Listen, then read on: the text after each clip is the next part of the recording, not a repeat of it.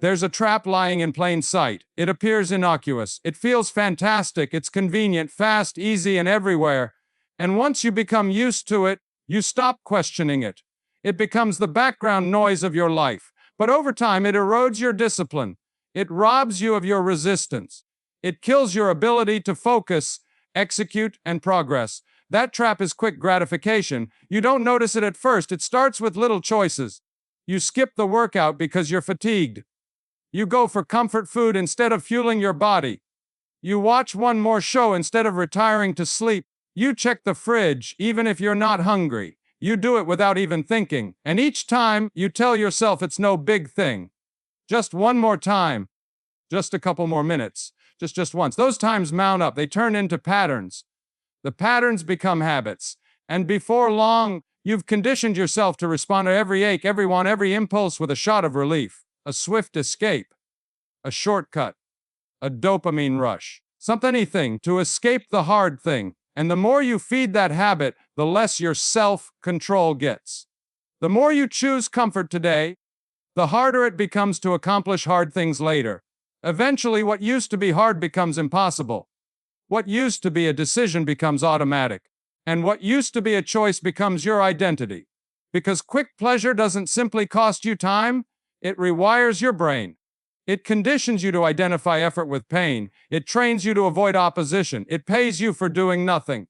And over time, it kills the qualities you need to succeed: discipline, patience, tenacity, resilience, clarity, long-term thinking.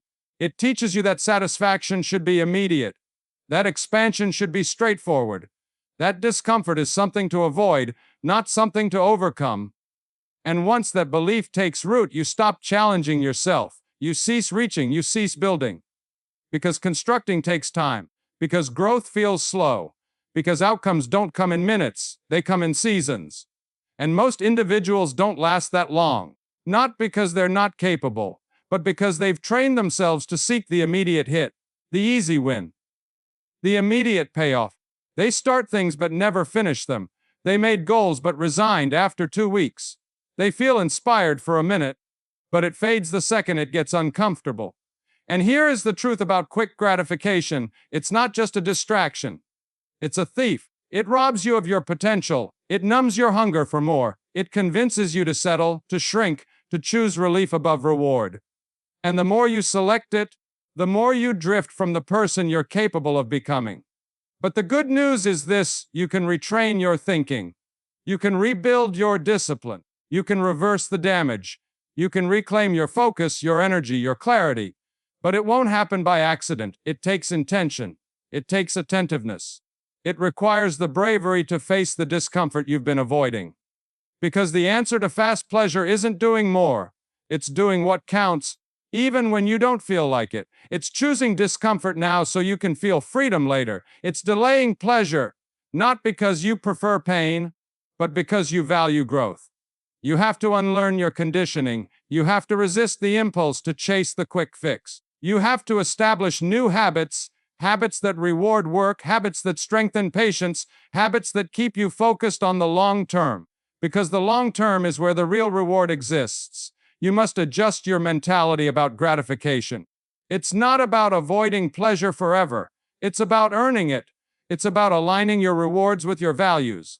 It's about building the life you desire, not escaping from the one you have. And once you make that adjustment, once you start retraining your brain to correlate satisfaction with work, with progress, with mastery, everything begins to transform. You quit seeking ephemeral highs. You start developing something lasting. Instant satisfaction isn't new. It's not some recent invention. It's part of human nature, a built-in survival strategy meant to keep us secure, fed, and comfortable. In ancient times, immediate reward made sense. If you found food, you ate. If you sensed danger, you ran. If you were cold, you found shelter. Survival hinged on solving discomfort now, not later. But the world developed, and now our environment doesn't reward impulse. It punishes it. In a world of abundance, instincts that previously defended us now weaken us. The impulse to avoid pain generates frailty. The need for comfort leads to stagnation. The drive for instant reward leads to addiction. And now everything is available instantly. You press a button and you're entertained. You scroll and you're comforted. You avoid exertion and still receive a dopamine rush. You bypass challenge and still feel stimulated. But every time you do, you're selling long-term strength for short-term ease. And the more you do it, the more your brain adjusts. It rewires itself to expect rewards without effort, to seek escape instead of purpose, to demand stimulation instead of contentment. And what's worse, it starts to feel normal. It starts to appear like this is just life. But it's not. It's a distortion. The truth is, enjoyment without growth is hollow. Comfort without work is pointless. Pleasure without direction is harmful. Because nothing great, nothing lasting, nothing truly meaningful is built instantly. It's formed through repetition, through resilience, through sacrifice. And if you want to recapture your potential to grow, to focus, to achieve, you must unlearn the habit of grasping for the shortcut. You must rebuild your capacity for delayed satisfaction. That entails training yourself to wait, to tolerate suffering, to pick the hard route now for the sake of something greater later. It all begins with awareness. You start seeing the pattern, the inclination, that moment when you want to escape, when your mind scans for something easier, faster, something that asks less of you. That's the signal. That's the moment you used to react to automatically. But now you pause. You notice, you breathe. You ask, what am I attempting to avoid right now? What discomfort do I not want to face? Most of the time the answer is tiny: boredom, sleepiness, insecurity, irritation. But it's in those short moments that the actual war is either won or lost. You don't beat quick satisfaction by mere resolve alone. You beat it through identity. You begin to modify the way you see yourself. You stop saying, I'm just lazy. I can't focus. I'm addicted to comfort. Instead, you start stating, I'm someone who does hard things. I value growth. I show up when it matters. Because every time you choose discipline over distraction, you build that identity. Every time you delay satisfaction, you teach your brain that effort isn't something to escape, it's something to welcome. Every time you pick the hard thing over the easy one, you build resilience. And this isn't about becoming a monk. It's not about taking all joy from your life. It's about being in control of your instincts, not governed by them. It's about deciding when to rest, when to indulge, when to relax, not being drawn into those decisions by habit or emotion. So you start rewiring one small moment at a time. When you sense the want to stop, you keep going. When you want to put it off, you begin anyhow. When you crave the reward now, you earn it first. It won't feel natural in the beginning, that's normal. You're not chasing comfort. You're chasing growth. You begin to develop friction around your distractions. You make them difficult to reach. You remove temptations from your space. You establish systems that make discipline easier, more automatic. Because success isn't about having more willpower, it's about needing less. It's about constructing a life that supports your goals, not your impulses. As you do this, your internal world starts to transform. The things you used to crave lose their grasp. The things you used to fear begin to feel doable. You begin to sense the strength that comes with saying no, the pride that comes from follow through, the clarity that comes from choosing your future over your feelings. And in that process, your capacity expands. You learn to sit with discomfort longer. You stop running every time it gets hard. You stop chasing the next fix. You learn to like the stillness, the effort, the quiet, the steady burn of actual progress, because that's where life happens. That's where growth lives. That's when transformation begins. Not in the flash, not in the impact, not in the moment of escape, but in the moment of choice. When every part of you wants to quit, but you stay. When every fiber of your being seeks relief, yet you chose the hard way instead. It's in those moments that character is forged. It's in those moments that confidence is earned. Because now, you're no longer living at the mercy of your cravings. You're leading yourself. Leadership starts with self-leadership. It begins with control over your own urges. This takes time, it takes patience. But it also demands a standard, a judgment that certain behaviors, certain patterns, certain shortcuts are no longer acceptable. You cease negotiating with your goals. You stop creating excuses for why this one time doesn't matter.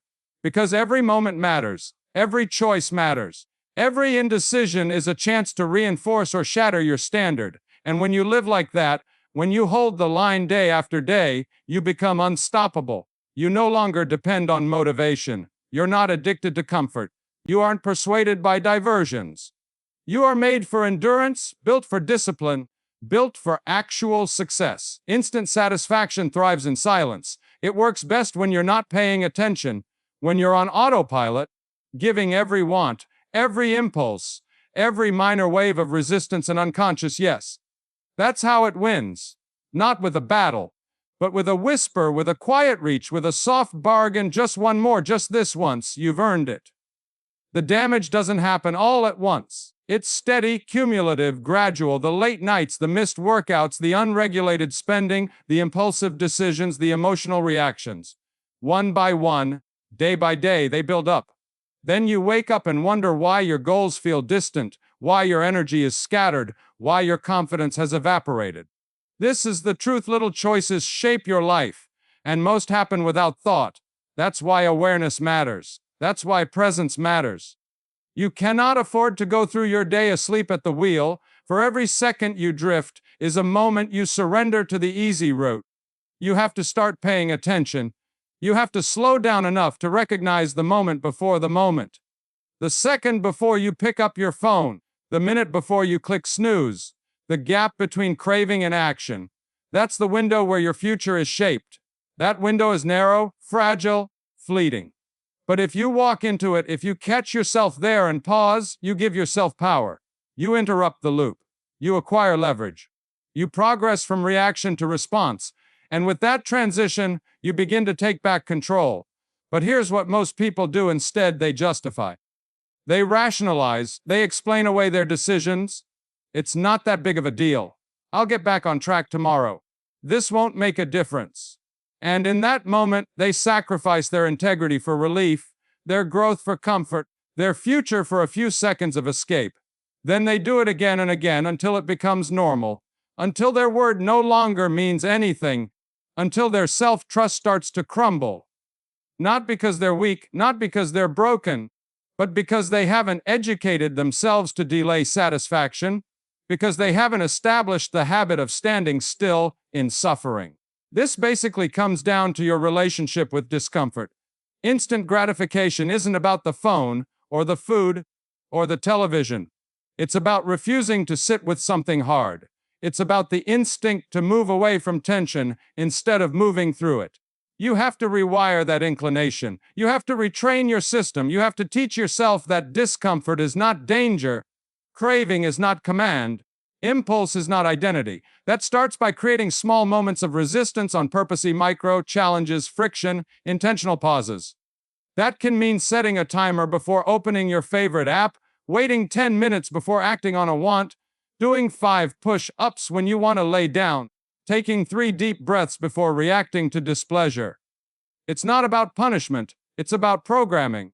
You're educating your nervous system to slow down. You're showing your brain that you don't answer to every temptation. The more you do this, the more resilient you become. The less triggered, the less reactive, the more anchored. Because today, you're no longer a prisoner to your impulses. You're becoming a person who chooses, who leads, who holds the line. It's not glamorous. It won't get applause. No one's going to pat you on the back when you choose to sit in stillness instead of seeking for a shortcut. But you will know. You will feel the shift, and that adjustment will become your edge. Because when other people chase fast hits, you're establishing staying power. When others search for a way out, you're leaning in. When others are distracted by noise, you're deep in your art. That separation is not chance. It's not timing. It's repetition.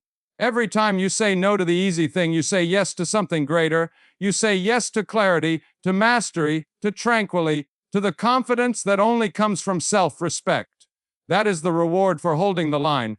You begin to redefine reward. Because if you don't, your brain will always go to what's fast, what's loud, what's convenient. You have to condition yourself to identify reward with results, not relief, with progress, not procrastination. That means celebrating consistency. That means tracking your work. That means appreciating the pride that comes after a day of discipline. Not the comfort you feel in the moment, but the strength you feel when you know you did what needed to be done. That becomes the new high, the new hit, the new addiction. The more you feed that, because your brain is continually looking for feedback. And when you give it feedback, that progress is satisfying. It starts desiring growth. It starts desiring challenge. It starts seeking the next level. Not because it's easy, but because it's aligned. But this only works if you're honest. You have to quit lying to yourself. You have to stop calling procrastination rest. You have to stop calling avoidance self-care. You have to quit justifying your patterns with creative verbiage. It's not about being perfect, but it is about being authentic. Because nothing changes unless the language does. And if your story is constructed around escaping suffering, you'll never make peace with progress. You'll always run the second it gets hard. And hard is where the breakthrough exists. So you start catching the stories. You start asking better questions, not how do I feel right now, but what do I desire most? Not do I want to do this, but who do I want to become? Not what's the easiest way out, so what's the most aligned move forward? Those questions change everything because suddenly you're not simply reacting, you're leading. You're developing internal architecture. You're establishing structure where chaos used to live. And structure is what sets you free because discipline is not a cage. It's a structure that protects you from your lower self. A wall that keeps distractions out so you can develop something spectacular within. Instant satisfaction has no place in that framework since it does not serve you. It does not support you. It does not strengthen you. And once you see it clearly, once you stop romanticizing the quick cure and start falling in love with the steady climb, you'll notice something. Your mind gets quieter, your choices get clearer, your execution gets sharper. Because you're no longer pushed in 10 directions. You're aligned. Instant satisfaction is a thief in disguise. It steals not just your discipline, not just your time, not just your progress. It steals your capacity to endure. And the people who accomplish greatness, who master their craft, who generate lasting success, they all share one thing in common. They can endure longer than most people are willing to. They can sit in the quiet for longer. They can delay comfort longer. They can stay focused when others fold. That endurance is not genetic. It's not talent. It's not some mysterious energy only the privileged are born with. It's the product of habits, of training, of hundreds of reps when they say no to comfort and yes to growth. It's forged in repetition, in friction, in the reluctance to take the easy way out. And you create that type of endurance by testing yourself on purpose. Not once a year. Not simply when things fall apart, but every day. Through discipline, through restraint, through repetition, you develop it in the tiny decisions that no one sees: the 5:00 a.m. alarm, the foregone dessert, the additional rep, the unpleasant discussion you chose to have. It's not dramatic, it's not glamorous, but it's transformational. Because you're not just accomplishing hard things. You're becoming someone for whom hard things are normal. You are shifting your relationship with discomfort. And once that relationship changes, your opportunities expand. You start to comprehend something. The aim isn't to feel wonderful in the present. The idea is to feel aligned, and alignment doesn't always feel comfortable. Sometimes it feels like silence, like waiting, like restriction, but the deeper satisfaction that follows, nothing compares to it. Nothing compares to looking back. And knowing you selected the long path when the short one was right there, because anyone can choose the easy way once, but only a handful can continually choose the meaningful way. If you want to construct a life that matters, if you want to create work that lasts, if you want to become someone you're truly proud of, you have to become one of the few. You have to start viewing instant satisfaction for what it really is: a deception, a trap, a story you've been fed that says you should always feel wonderful, always feel ready, always feel pleasure. But life doesn't operate like that. Mastery doesn't operate like that. Growth doesn't function like that. Growth is dull. Sometimes it's repetitive. It's slow. There are no assurances. There are no applauding breaks. And for long stretches, it looks like nothing is working. But beneath the surface, everything is changing. Every day you come up, your foundation gets stronger. Every day you follow through, your mind gets quieter. Every day you delay gratification, your future grows closer. And if you continue in that process long enough, you begin to see the payoff, the compounding, the separation. Where others dropped off, you stayed. Where others gave up, you grew. And now the gap is evident. Now the distance is real. Now the results can't be ignored. But you don't get there by hoping. You don't get there by getting heated up once a year. You get there by altering your standard. You get there by raising the bar on what you expect from yourself, not rarely, but continuously. Because your standards establish your default, and your default dictates your direction. When your standard is high, shortcuts become unimportant.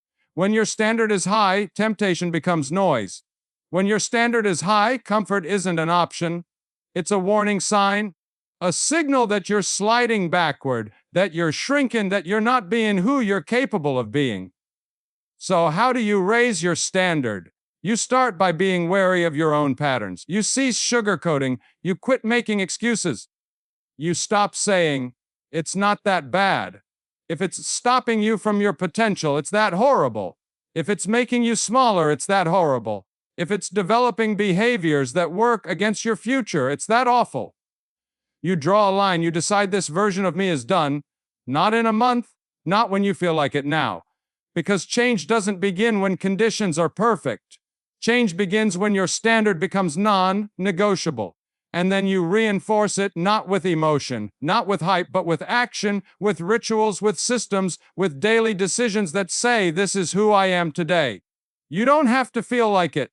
You don't have to believe it yet. You just have to act like it.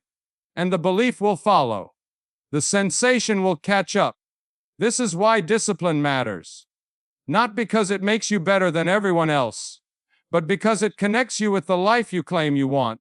Because it's how you reduce the gap between intention and execution, between potential and growth, between who you were and who you're becoming.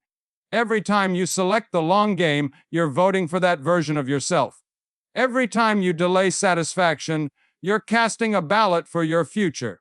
Every time you push through resistance, you're proving to yourself you are not a prisoner of your past habits. Proof reveals that identity compounds and strengthens until one day you no longer recognize the old self, the one who needed comfort, distraction, and excitement just to get through the day. That version is gone, replaced by someone sharper, stronger, clearer, more grounded. Someone no longer pulled by impulse but directed by principle. Someone no longer searching for motivation but built on honesty. Someone no longer addicted to shortcuts but committed to the climb. That's who you're becoming. This is about more than changing habits or getting more done.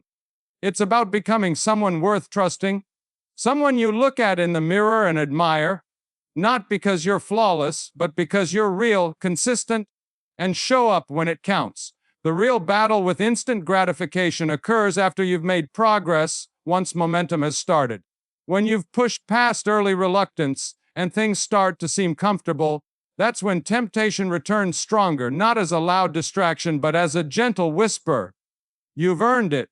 Many lose their edge here, confusing progress with permission and momentum with mastery. They relax just a bit, cease guarding their time, tolerate small compromises, and before long, their standards erode without recognizing it. That's the danger of success, not failure.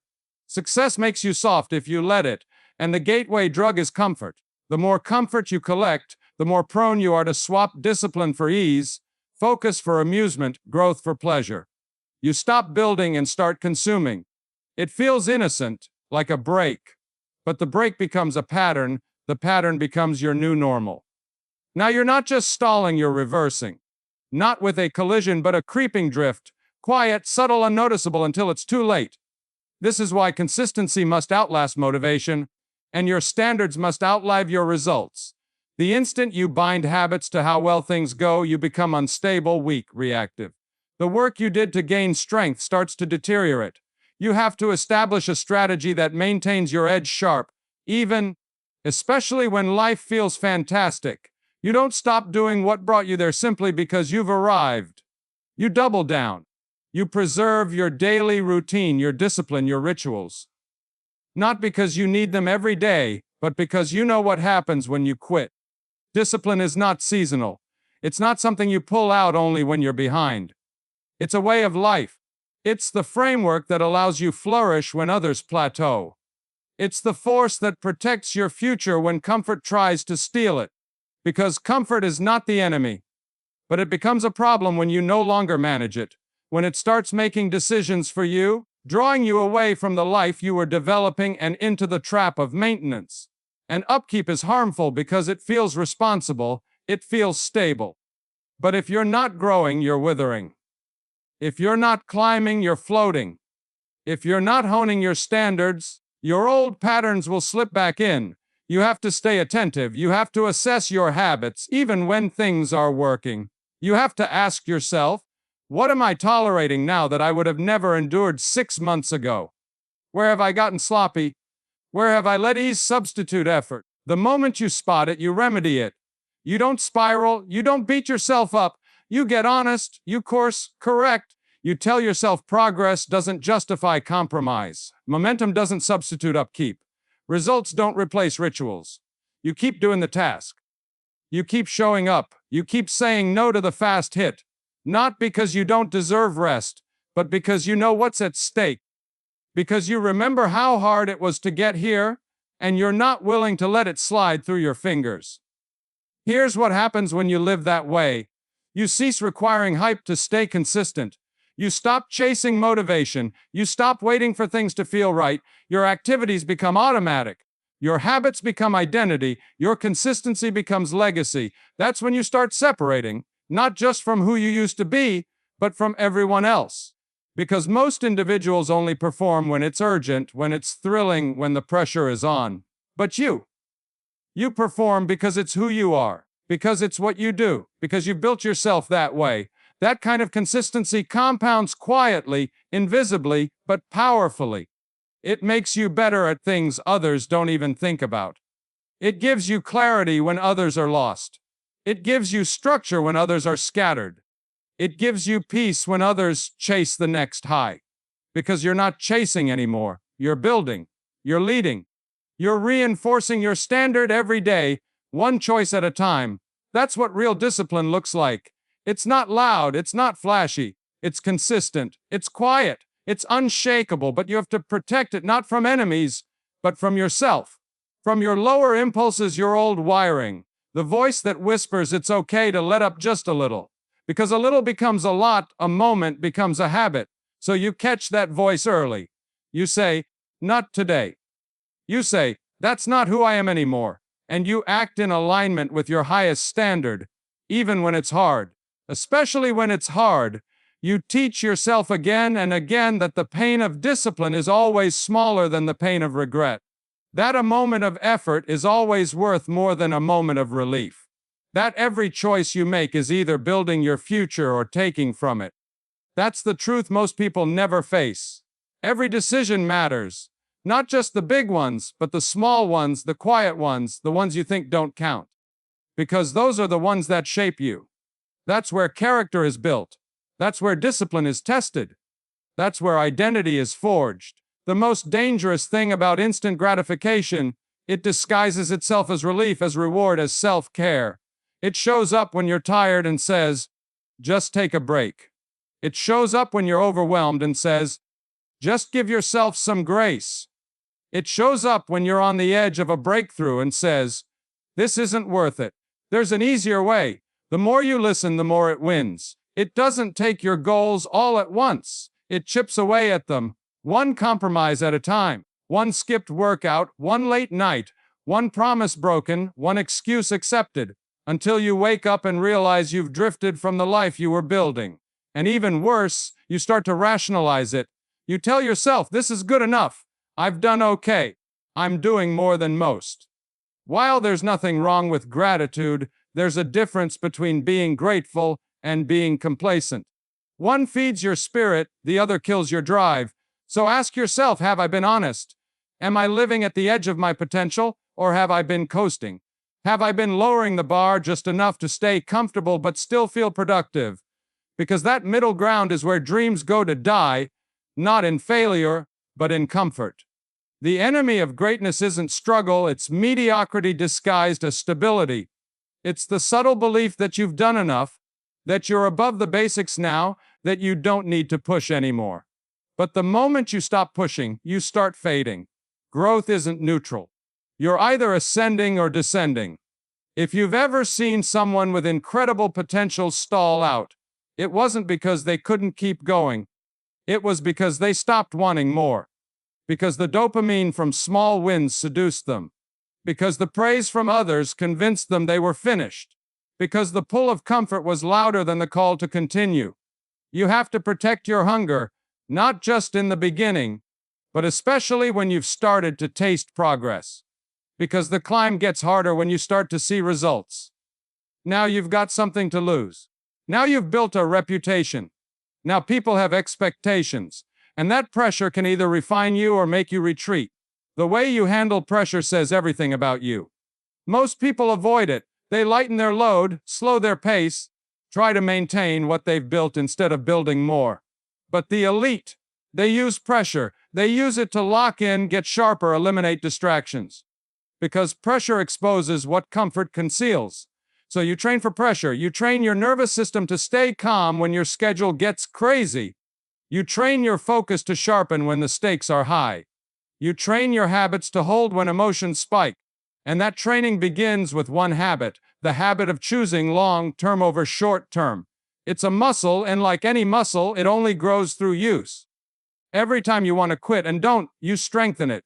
Every time you feel the pull to escape and resist, you grow stronger. And instead of resisting, you choose to engage. Every time you skip the quick win for the long game, you upgrade yourself, and over time, it becomes who you are. You don't have to remind yourself to stay disciplined. It's just what you do. You don't need to hype yourself up to make the right choice, because you've built a system that makes the right decision automatic. That's the power of identity. At a certain point, success isn't about effort. It's about alignment. When your actions, your words, your thoughts, and your identity line up, you don't have to grind so hard or force every breakthrough. Your life begins to flow in the direction you designed. But that only happens when the identity is real, and you build it through habits that challenge your lower self. You become disciplined by doing disciplined things. You become focused by cutting distractions. You become consistent by showing up even when you don't feel like it. Those moments, the hard ones, the lonely ones, the boring ones, are what shape you, define you, and separate you. Everyone looks good when it's easy, but who are you when it's hard? Who are you when no one is watching? Who are you when comfort calls your name? That's the real test, and that's the real reward. The confidence that comes from knowing you passed it. You didn't fold. You didn't settle for a temporary high. You held the line. You honored the vision even when motivation faded. Because feelings fade, motivation fades states. And if your standard is high enough, you will win, not once but repeatedly. Not quickly, but sustainably. Not through intensity, but through alignment. Those who live at that level don't get there by accident. They design it, they earn it. They bleed for it. They rewire themselves to delay gratification, to love the process, and to find joy in the work, not just the outcome. That's what greatness is made of. So you need to decide right now what kind of life you'll build, one that bends to your emotions, or one grounded in principle, a life governed by comfort, or one defined by purpose. That decision isn't made once. It's made daily in the smallest choices, in the quietest moments, in the seconds when no one would blame you for slipping. But you don't. Not because you're perfect, but because you're clear.